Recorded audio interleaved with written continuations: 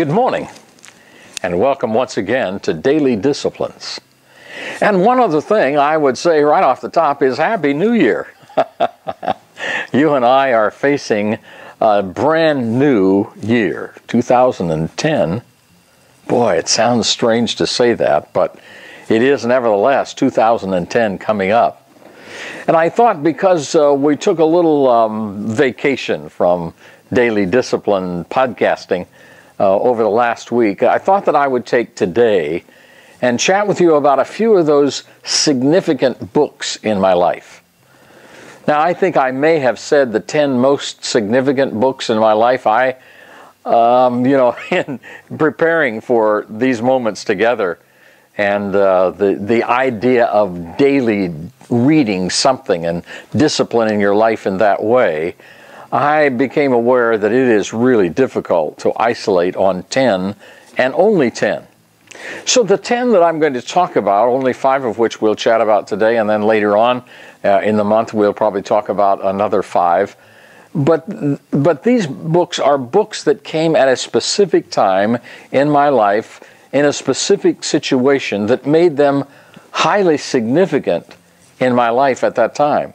They may not necessarily be the greatest books that were ever written, but they are the books that affected me at a particular point in my life. And I believe that if you're a constant reader, if you're disciplining yourself to read a little bit every day, you will discover that same thing, that there are books that come at the right time to motivate, to challenge, to correct, to mentor, to coach.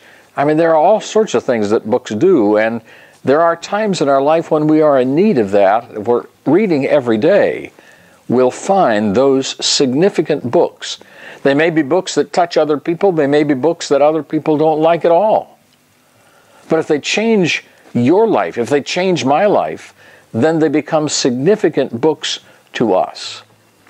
I suspect that many of you know, if I were to talk with you about the most significant book in my life, I could do that, and without hesitation, there would be one that would be at the top of the list. And so I might as well talk about that straight off the bat, because it is the Bible. Now, I realize that for some of you, that's not a crucial book. It's not a book that you invest much time in. But, if you're going to get the full story of who I am and what I believe about life and what I try to teach in dynamic living and in these times of daily disciplines with all of us, then you need to understand that the foundation book of all of my life, and has been now for most all of my life, over 60 years, is the Bible. I read it constantly. I read it on a daily basis. I go back and read and reread. I've been through it many, many times, and it's the kind of a book that never gets old. I learn something new every time I read it. I am challenged by it virtually every time I read it.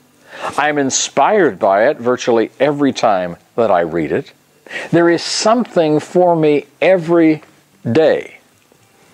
And so the Bible becomes the most significant book in my life, and certainly I recommend it to you. Now, I thought the other 4 books that I'll just chat with you about briefly, and they will be far more brief than our initial discussion here. In fact, I probably will just name them, though I do have 3 of the 4 with me at this point in time. 2 of them are in the more spiritual dimension of life, and 2 of them are more in the personal development of life. And so again, because I am committed to that biblical foundation of my life, one would expect that significant books in my life would come from a spiritual dimension. There's a book that's probably not known to hardly any of you. It's a small little book. It's called Destined for the Throne.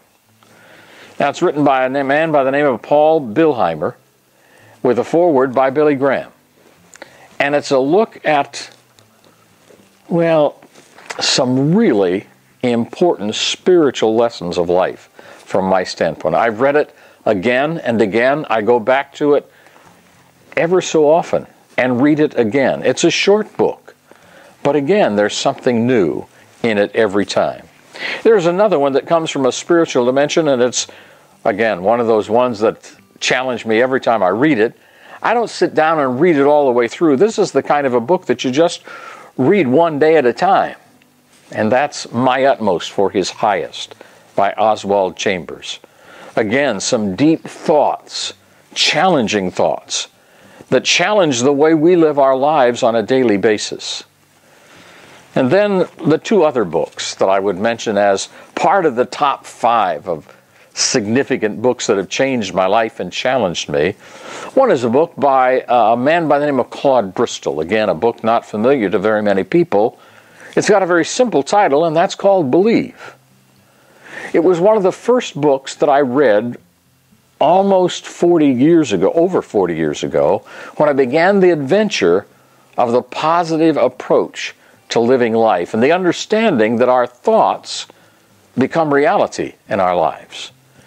And then the other one that I read right around that same time was a book called Success, the Glenn Bland Method, with a foreword by Charlie Tremendous Jones. Well, Charlie Tremendous Jones is probably a name you've heard, but Glenn Bland may not be one that you've heard about. How to Set Goals and Make Plans That Really Work is the subtitle of this book. And again, it was one of those life-changing books for me, and I read it again and again and again in those initial days.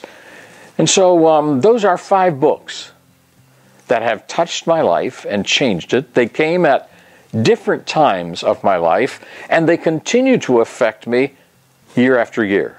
Now, there are books that I've read along the way that I think have been,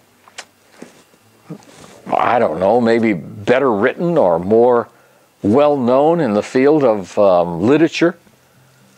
But you know, the way by which I test the significance of a book in my life is whether or not I ever pick it up again, whether or not I ever reference it again, whether or not I use quotes from that individual, whether I began to try and look for anything else that that individual may have written so that I can continue to study that particular philosophical approach to life from that individual as much as possible, because what they said and how they said it obviously touched my life. And so I challenge you today, as I challenge myself, in this adventure called Daily Disciplines, to read every day. If it's just a little bit, read every day. Have a great day, and we'll talk again soon.